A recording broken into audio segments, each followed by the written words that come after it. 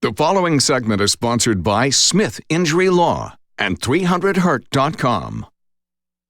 The best way to handle an auto accident is not to be involved in one in the first place. And while you cannot keep every crash from happening, there are some common mistakes that you can't avoid. Richard Smith is here from Smith Injury Law this morning. Hi, Richard.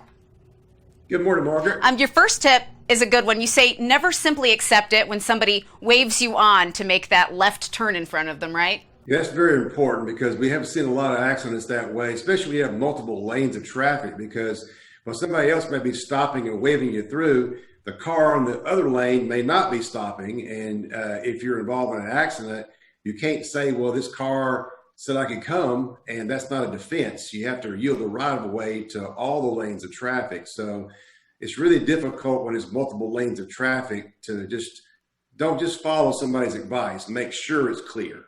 Yeah, check your own safety. Also, number 2 tip is approaching an intersection is not a good time to change lanes or to speed up, right? Absolutely. In fact, the statute says you're supposed to reduce speed when approaching an intersection, and you're also not allowed to change lanes in an intersection. So both of those things could cause you to be at fault in an accident.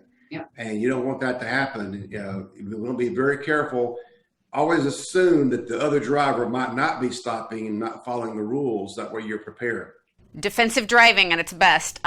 You handle a lot of accident cases, and the most common have to do with rear end collisions, you say. So what's the main problem that leads up to those?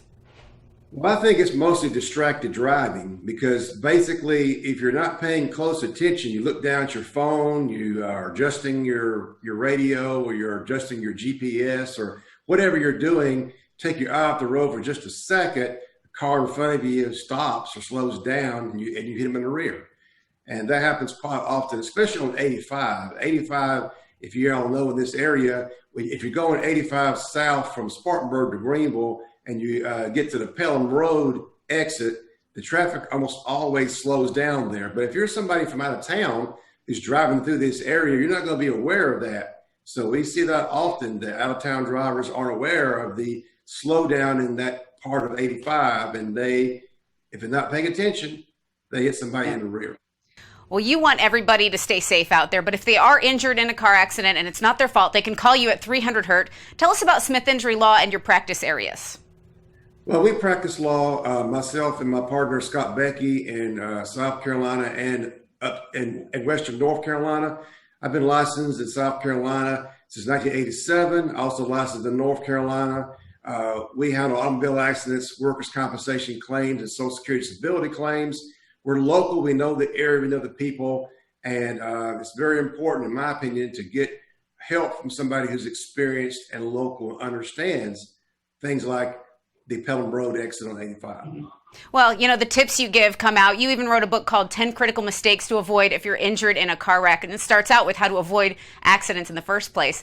So you care about their safety. People can request that book. They can contact you at 300HURT, or they can visit 300hurt.com. Richard Smith, Smith Injury Law, thanks so much for being here. Thank you, Margaret.